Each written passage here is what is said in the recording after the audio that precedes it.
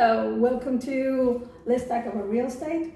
This time we have Chris from Prime Lending. We'll be talking about South Carolina State Housing Down Payment Assistance. how many times, what kind of down payment assistance we have in this state right now. There are at least 3 different kind of ways that we use South Carolina State Housing Down Payment Assistance now. We have our standard program, which they always have, which is currently got an $8,000 down payment assistance. The second program that they offer that we're using now is their Palmetto Heroes Program, which offers up to $12,000 of down payment assistance.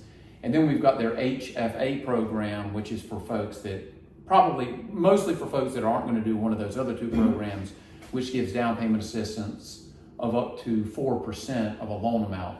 So that program allows purchase prices to be much higher, and as a result, the down payment assistance can be considerably higher. Could be up to as much as $17,000. Right now with the market, it's actually very important to have some sort of help in down payment because they have to pay a little more closing costs or getting someone that, can they use it to lower the rate? No. So the down payment assistance with state housing is not used to lower the interest rate, but it can be used for closing costs. Okay. So a lot of times, well, let's do an example. So for your average $200,000 house, the minimum down payment is $7,000 because it's 3.5% down for just a standard kind of program. So the down payment on that is $7,000. The closing costs on a $200,000 house, though, for using this kind of a program, closing costs and prepaid items are probably $6,000. So that total is $13,000. So with the state doing the regular program of $8,000, that means that the buyer has to come up with about $5,000 roughly. Yeah. So you can use the money for your down payment and your closing costs. In this particular case, that means they're using $1,000 for the closing costs. They still got to deal with another $5,000 that either they come up with or the seller comes up with. But it can be used for either one of those. So it can be combined with a seller doing some concessions of any kind. That's correct. Okay. You were talking about the Palmetto Heroes, which is we have been hearing a lot lately. I know that's a limited program. Generally, that's correct. As a matter of fact, I spoke with the one of the representatives from State Housing last week, and he let us know that after about a month of them having the program open for this year, they've already reserved about half of their total funds for the year. So there's a good chance that that program is not going to be running for this entire year. It'll be out. And let's be more specific, that's only for particular people. That's correct. So the Palmetto Heroes Program is for what they deem to be a first responder. So that would be nurses, firefighters, police officers, and teachers for the most part. That's our primary group. Corrections officers, that's another group. So if you're in one of those professions and you qualify otherwise, then you can use that program, which gives up to $12,000 of down payment assistance. That's pretty good. Yeah, so you go back to the same $200,000 price point that we mentioned. You got the same down payment of $7,000. You got the same closing cost, which was roughly $6,000. So in this case, if someone qualifies for the Palmetto Heroes Program, they're getting $12,000. So instead of having to come up with $5,000, like we said in the first example, they're really only having to come up with maybe $1,000. And really, for most people, you're having to give a $500 or $1,000 earnest money deposit up front anyway, so the amount due at closing is going to be a minimum amount, even if the seller isn't willing to contribute any funds. That's actually a pretty good program. Right. I mean, both of those programs are excellent. Most of the first-time home buyers in South Carolina that are buying with some kind of a down payment, but they don't have the funds themselves, are using one of those 2 programs. So the state housing, the other state housing, it has certain conditions too. Sure. Any loan programs has conditions, and these do as well. So that was one of the things people ask me all the time. So, well, I have to be a first-time buyer for these. Right. So the standard South Carolina State Housing Down Payment Assistance Program has a couple of limitations that are the big kind of items that I keep in mind. The first is credit scores. You got to have minimum credit scores of 620 or higher to use any of their programs for the most part. The second thing is income limits. So these programs are not designed for, people that are making $500,000 a year from their salary job. These are generally for folks that are earning at the low to moderate income level. Now, right now, those levels are higher. Well, they're a lot higher than they used to be. And in Richland and Lexington counties, where we are, you can use either of those two programs we just talked about. For a 1 to 2 person household, the income limit is almost like $85,000 a year. Not a high number, but it's a lot higher than it used to be. I mean, those numbers used to be a lot less. Way less than that. But it also differs on the counties, isn't it? That's correct. So each county is a little different because it depends on the household, the average household income in each county. So they do change that depending on which county it is. Well, we're not that much difference around here. Richland and Lexington counties are the exact same thing. Now, outside of Richland and Lexington, they do vary. So Kershaw is going to be different. Saluda is going to be different. Newberry is going to be different. Everything outside of those two that we mentioned are probably lower numbers. Okay. But you mentioned the first-time home buyer, so let me address that for you too. These programs are generally for first-time home buyers, but depending on the county, we can change that as well. So the state of South Carolina, through the South Carolina State Housing, designates counties as either targeted counties or non-targeted counties. So for their non-targeted counties, we're in Richland and Lexington counties. These are non-targeted. You have to be a first-time home buyer, which by their definition is you don't own a house now and you haven't owned a house in the last 3 years. Now, if you're buying in a targeted county, which most of the ones around us are going to be targeted besides the two that we mentioned before, in a targeted county, the requirement in that regard is that you just can't own a house on the day of closing. So you might own a house right now. If you're going to sell that house and it's going to close either before or on the same day as you're closing on your new house, then you still might be able to qualify for the down payment assistance. Okay, so essentially, you are deemed as a first-time buyer if you haven't owned a house in the last 3 years. That's correct. Okay. I think somebody asked me about that one day. They're like, well, what it means to be first-time buyer. Is I buy a house now and then I sell it and I don't qualify anymore for a first-time buyer. Right. So that answers a lot of questions that way. Sure.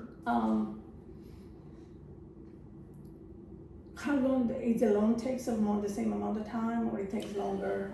Because I know they have certain. Sure. So these loan programs involve state government, and some of the funding they get comes from the federal government. And then you're dealing with lending institutions such as the one I work for, Prime Lending, but it doesn't matter which of those institutions you're dealing with. You're now dealing with at least 3 massive institutions. Anytime we're involving, big institutions, the paperwork's more intense, the number of people you have to deal with is more intense, the time frame generally is a longer time frame. So with these programs that we're talking about today, generally speaking, I like to have at least 45 days to get the transactions done. It's not to say you can't do it in a shorter time frame, but anytime we involve government entities and you start adding on the number of government entities involved, it adds headache, adds time frame, and so we need as much time as possible. Yeah, they kind of like that way. Yeah, that's how it is. With the last program that you were saying, it was called what? Their HFA program. Yeah. That program is generally used for folks that aren't doing one of the first two. Is how I use this program. The deal is the reason we use it is because it has a higher income limit than the others. So in Richland, well, I think it's throughout the state. Throughout the state, this program allows the income to be as much as $127,000 for the year. And there's not really a limit on the purchase price of a home other than the loan has to be within the conforming limits, which for us is $600,000. So what a person could do is, if they're a first-time home buyer in a non-targeted county, again, such as Richland and Lexington counties we're in now, for the right person who has an income of $125,000 a year, if they have the right credit, that person might be able to buy a $500,000 house and they get their down payment assistance from the state itself. They don't even have to come up with a down payment, really. So those are big numbers there. You could get, that program allows down payment assistance up to 4% of the loan amount. So for a $400,000 home, that's a $16,000 down payment assistance. It's a lot of money. That's quite a bit. Yeah. And that can be in any county. That can be in any county, that's right.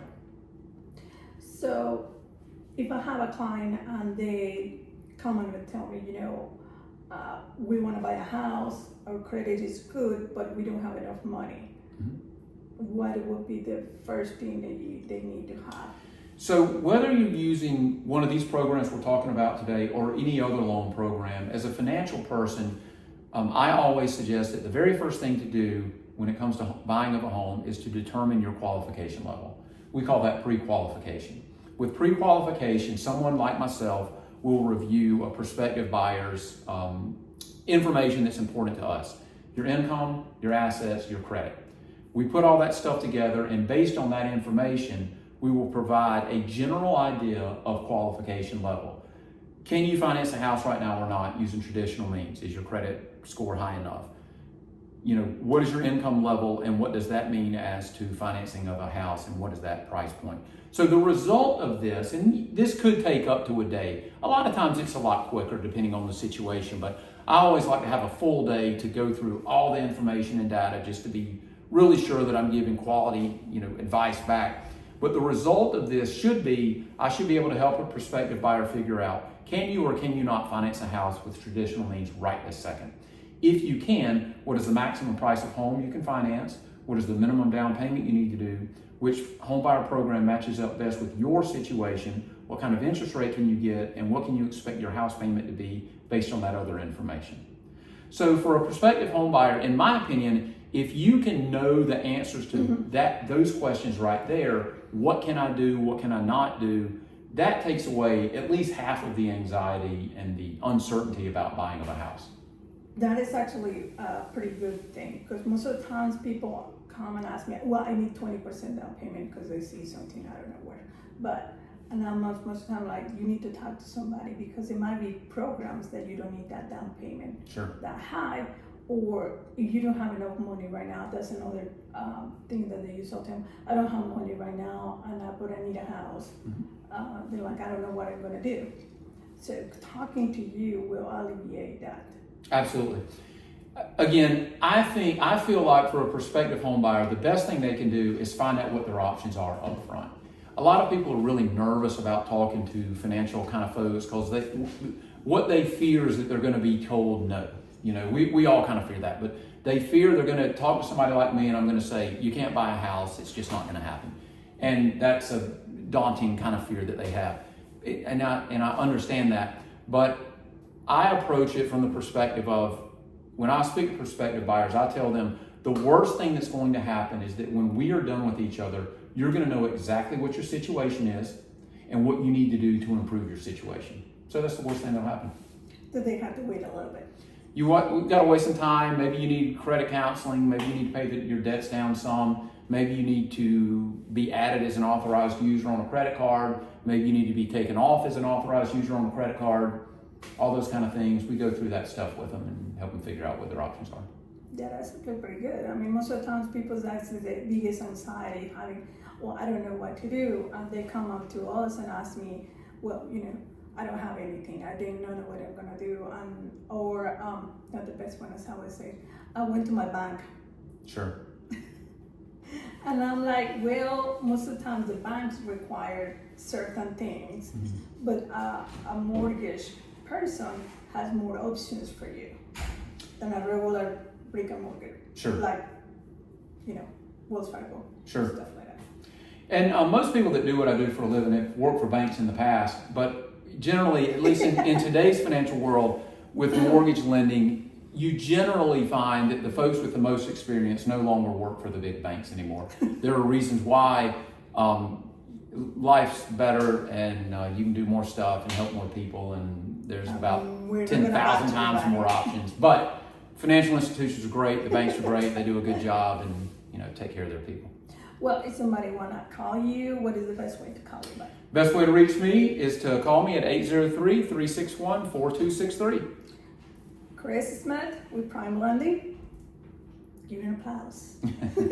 Thanks for having me. Thank you.